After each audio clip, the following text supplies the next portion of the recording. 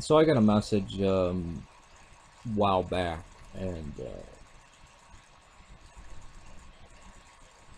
it was asking me about this kind of conspiracy theory, and I think I'll talk on those. Again, this is blasting back at me and making me look like from The Walking Dead or something like that. Trust me, I'm not anemic. I am not this pale. Don't worry. And it was about this crazy guy who was saying Judaism is really from the 6th century. And how stupid is that? Yeah, and not really. Let me explain before anybody goes crazy about this. Of the ancient Israelites that were, you know, pre-Davidic and then post-Solomon, when you had the Israelites to the north and Judah and Benjamin in the south. That doesn't exist anymore. Now, there are remnants of that. There are people who adhere to the Torah and the rest of the books in the Tanakh, or sometimes only the Torah, and goes into the first century Judaism. Does that exist anymore? Well, Talmudic Judaism, we see the Talmud supposedly started getting written down in the 5th, 6th, and 7th centuries. Really in the 7th century, 6th and 7th. Now, if you look at what is supposedly this early stuff of the traditions of the Jews, I don't think I need to go into Midrash and Mishnah and Talmud and all that kind of stuff with you guys, right? But Talmudic Judaism, the oldest complete Talmud that we have is from like 1352. When's the oldest New Testament that we have? Complete New Testament. About 1,000 years before that.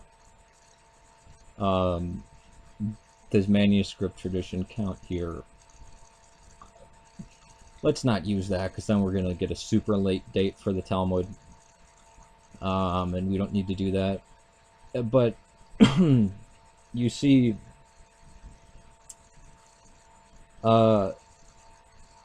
Talmud, it's direct. It's the traumatic event of the collapse of the temple and the rise of Christianity, which drastically affects Judaism, because Judaism, there was a temple in Judea that people flocked to, and the city surged with people. Jerusalem surged with people because it was based around the temple. Moses was the Mosaic worship was based around the tabernacle, right? And they built a temple, and it was based around the temple. And many of these laws, people say, oh, the Jews observe all 613 laws. Whoever counted that was how many laws there were. I'm sure it varies with who's counting them. Well, maybe the Samaritans do, because they still have blood sacrifice, but the Jews don't. And the Jews saw the rise of the Mandaeans, the Manichaeans, the Christians. And then you have this very, very late thing that's coming out of Kazakhstan and Russia called the Kabbalah, which seemingly violates almost every aspect of Mosaic law in every way. And I'm saying seemingly, I don't want people to get all, you know, this and that.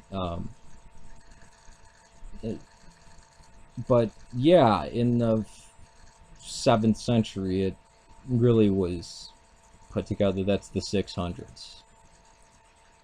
And it was, if you look back at what and I think the Talmud is trustworthy in this way. If you look back at what the Talmud records, is the preachers being from the 1st century, what they sound like. They sound like the Jesus in the Gospels, in the earliest Gospels. They sound like him. They act like him.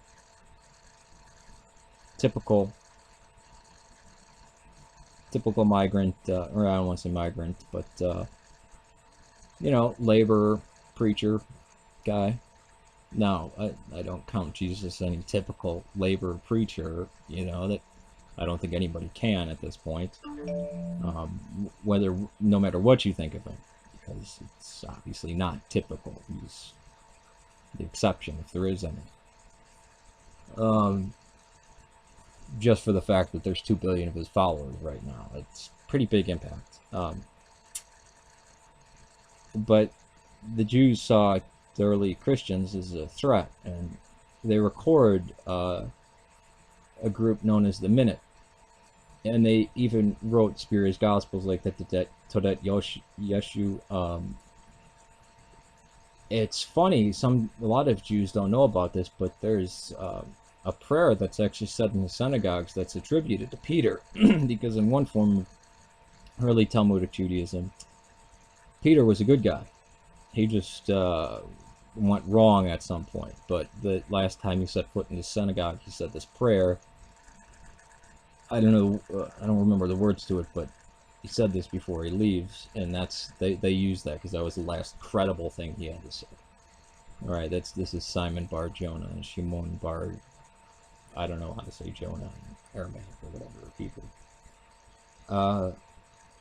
But yeah, the modern day Judaism, you could say that we start to see what modern day Jews practice when we see this coalescing of these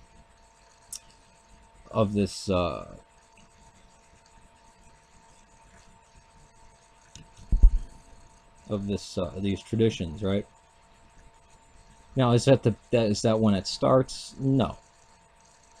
That's not when Judaism starts, because it has a foot in the past, right? It's coming out of these movements. It had a lot of proselytes for 600 years, a lot. You could say, well, this is where Christianity gets it from, because they didn't really have an aversion to people coming into the movement. Fine.